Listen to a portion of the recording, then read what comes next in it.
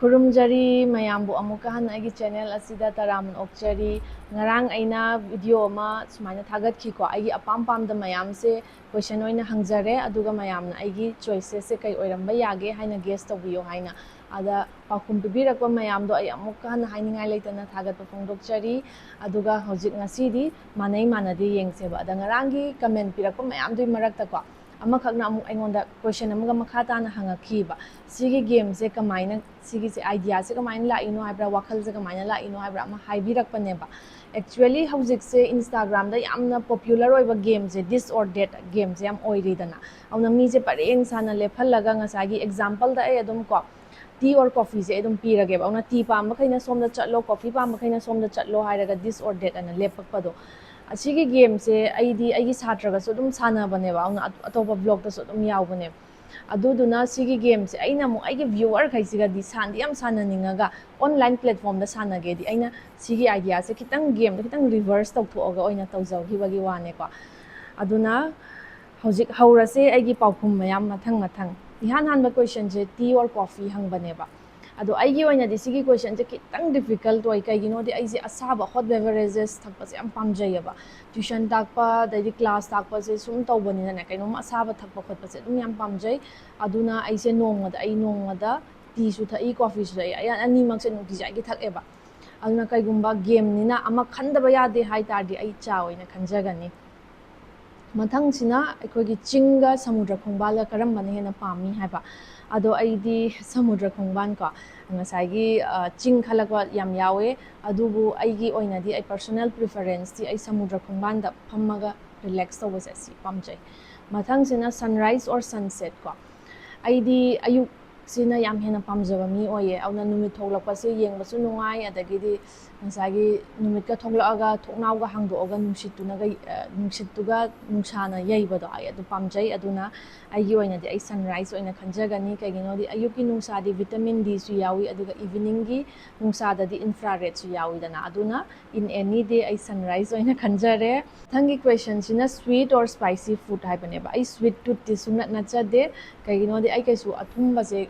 pamdeba aduga spicy khala ya maximum spicy khala iko yam chumme aduga spicy se makhal ani su yeba aikoigi singju ga gai jabagi spicy puja oibado aduna pamjaiba even kangsoi bho morok kitang san ge hai tarde koina singa ga na yam hena namna hapaga singdagi flavor tholaga saba kusado aduidu di yam pameba aduga sida mayangi amaka masala ngakta hapsallaga saba kusado adu dinate ko aigi spicy khupamse mathang jina singing or dancing neba isai di ai sakpa sungai aite I am a very bad singer aduna dancing mathang sina Instagram or YouTube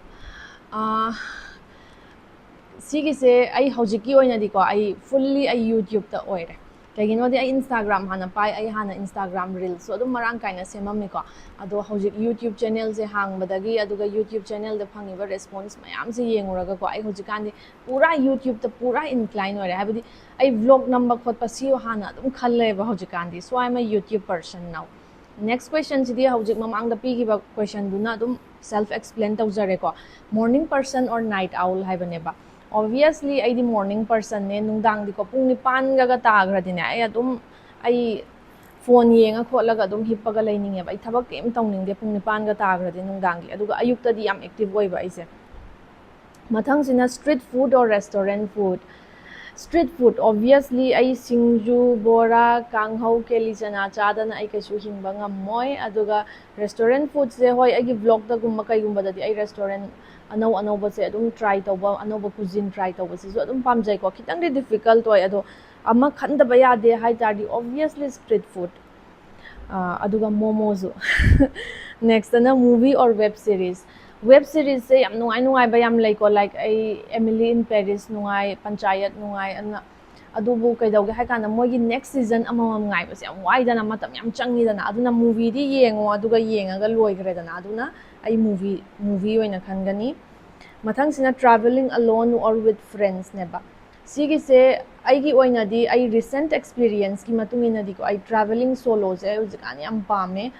alone travel to wose kagino haibadi ko adagi nangna phangauba experience nangna gain tawba knowledge mayamse yam sathina kanayeko as a person human being amoina grow tawge haiba matamda ko solo travel se miyoi bagi punchi dane amuk tangdi oira phausu to hogadabane aduga hena masing yami gai ngami gai di hena su to hogadabane ai haijaninge kaigino di solo travel tawrakpa matamda nang gidumaina solo travel taw atoko myam thengnarakani auna mi amana solo travel tawrakpa haibase peace thibadagi travel tawrakpa yawi enthusiastic oibada yawi magi work tagi yam hena burned out oimanbadagi traveling tawrakpa yawi ko adu kansa akogi life ki punsi gi wari sanaba khotpa tawba kanda ko yam kana lesson yam phangbane aduna aidi friends ka chatpa khotpa se nuai haidar su ko solo travel je hojiki oina di I love solo traveling mikup na hum singat pasu yam hen bane mathang sina books or movies ko aduga just because ai oja ma oire na ingon the books khanbiri ba khaido ai thamo yam kai ko ai movies na hena dum pamjai ko kaigino di mi khudima ki life se awaba se dum thengna ba ngak tane ba auna movie gum majdi ngak tangi pung ani na traga ahum do nang je pura adoi du da nang je changchal laga world ama da ngak tang nang relax oiraga leidana aduna ai movies pame aduga movies ta so especially aina pamjaba se happy ending oiba movies kai se pami ko already mi khudima ki life se awaba makhal thengnari ngak tane ba ona ngak tang relax du di pen ai relax tawninge ko aga thriller movies su nungai thriller gi di nang suspense am da yengi dana adu nungai adu bo aina sung hei haina da sai horror movie am ai sung ai haina de aduga wana ga hauraga dum wana ga loisan gi base si je yam wai ba reality utlin ne hai tarasu ai su ngak tang relax tawge na yengjabani na ngak tang monda nungai ne yengninge ko mathang sina summer or winter sida winter khalakpa yam yawi ko ado ayuk ngan na hogatlaga laiduk thaba nina ne winter di wai ba ona summer oina khanjage summer na nungai jai ai di mathang sina city life or village life si se city life su adum tangkhai muk am khale village life su tangkhai am khale ado as we age ko aikoina hena sum chahi je hapkal ai gaine ko village life se hena pam hele thaina di share gi hena chawkhat pa mafam adu ada haiwane hojik su mangai re ko ai pot ama pame na khalase ai blinkit tawgrani ba minute 10 da dum akoi parking bau yaura ani ba adai ai kumdaru ga lawru khatang da ne ba adoi darasu somewhere akoi gi ngasai gi nature ga connect tawba leidana sigumba se sum walak panina akoi khaise loi kai dawrake haiba kan impatient oiba loi hele yengo hojik anything kainom tawse akoi je chaksal laga yengba khotpa thaina di film je tv da yengi kan di break tharakpa matam do nang adum ngai doine ba break to loiba hojik kan di akoi ji laptop tablet ta yengabani na kai dawre skip tawra loi yeng re ko auna yamna akoi je rush ta dum hinge ba city da di aduna ai village life khanjage ingna chikna hingba do ko aduna ai village life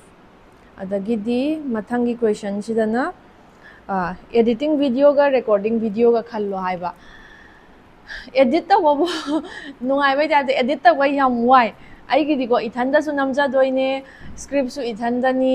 wari lira su ithandani edit su ithandani aduna edit sina hena wai ba ai bu taseng hai jaw hai tardi ngasai gi kitang hendok henjin adu ada kak pakot pa tawgadoini dana ko aduna recording na hena pamjai recording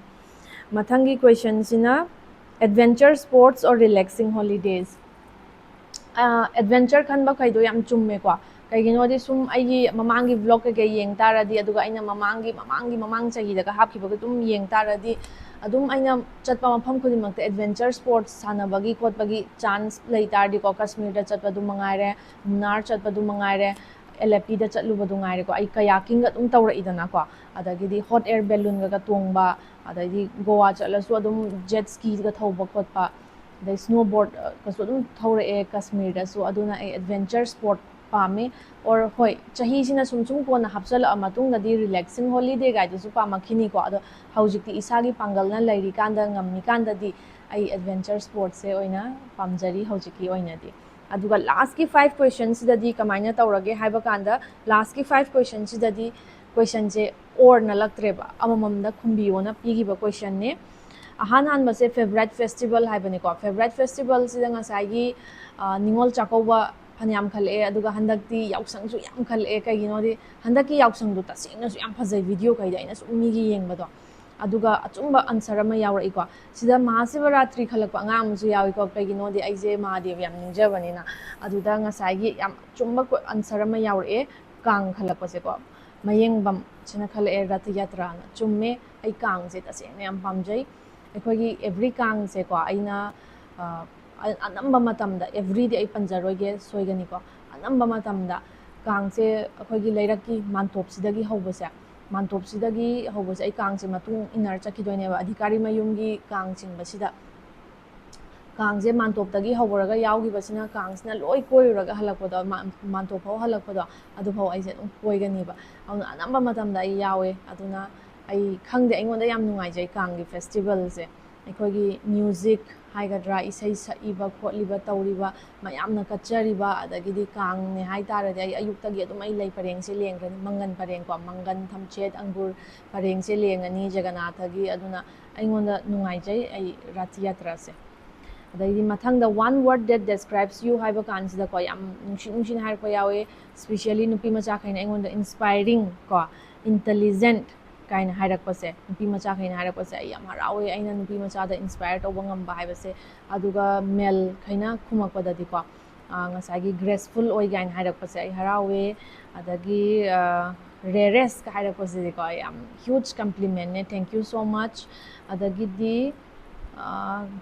ꯀꯗꯥꯏ ꯆꯠꯈ꯭ꯔꯦ so sweet ꯍꯥꯏꯔꯛꯄꯁꯨ ꯌꯥꯎꯋꯦ thank you ꯑꯗꯨꯒ dignity self ꯔꯦꯁꯄꯦꯛꯀ ꯍꯥꯏꯔꯛꯄꯁꯦꯀꯣ ꯌꯥꯝ ꯍꯔꯥꯎꯋꯦ ꯌꯥꯝ ꯋꯥꯡꯅ ꯊꯥꯡꯒꯠꯄꯤꯌꯦ ꯑꯗꯨꯒ ꯁ꯭ꯃꯥꯔꯠꯀꯁꯨ ꯍꯥꯏꯔꯛꯏꯌꯦꯀꯣ ꯊꯦꯡꯛ ꯌꯨ ꯁꯣ ꯃꯆ ꯃꯊꯪꯒꯤꯁꯤꯅ ꯗ꯭ꯔꯤꯝ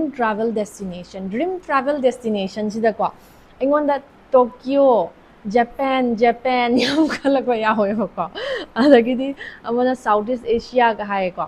ꯑꯗꯨꯒ ꯉꯁꯥꯏꯒꯤ ꯑꯗꯨꯏꯗꯨꯗꯤ ꯑꯗꯨꯝ ꯍꯣꯏ ꯏꯟ ꯃꯥꯏ ꯋꯤꯁ ꯂꯤꯁꯇꯗꯤ ꯌꯥꯎꯋꯦ ꯑꯗꯨ ꯑꯣꯏꯇꯥꯔꯁꯨ ꯑꯩꯒꯤ ꯗ꯭ꯔꯤꯝꯃꯛꯇꯨꯗꯤ ꯅꯠꯇꯦꯕ ꯑꯗꯨꯒ ꯉꯁꯥꯏꯒꯤ ꯂꯟꯗꯟ ꯌꯨꯔꯣꯞ ꯑꯗꯨꯃꯥꯏꯅ ꯈꯟꯕꯁꯨ ꯌꯥꯎꯋꯦ ꯂꯟꯗꯟꯗꯤ ꯑꯩ ꯁꯨꯡꯆꯠ ꯆꯠꯅꯤꯡꯗꯦꯀꯣ ꯑꯩ ꯂꯟꯗꯟ ꯁꯨꯡꯆꯠ ꯆꯠꯅꯤꯡꯗꯦ ꯑꯗꯨꯒ ꯑꯁꯦꯡꯕ ꯑꯩꯒꯤ ꯑꯟꯁꯔꯗꯤ ꯅꯣꯔꯋꯦꯁꯤꯅꯤꯀꯣ ꯑꯩꯅ ꯌꯥꯝ ꯆꯠꯅꯤꯡꯕꯁꯦ ꯑꯥꯏ ꯔꯤꯌꯦꯂꯤ ꯋꯥꯟ ꯇꯨ ꯒꯣ ꯇꯨ ꯅꯣꯔꯋꯦꯗ ꯆꯠꯂꯒ ꯅꯣꯔꯗꯔꯟ ꯂꯥꯏꯠꯁꯇꯣ ꯌꯦꯡꯅꯤꯡꯉꯦꯕ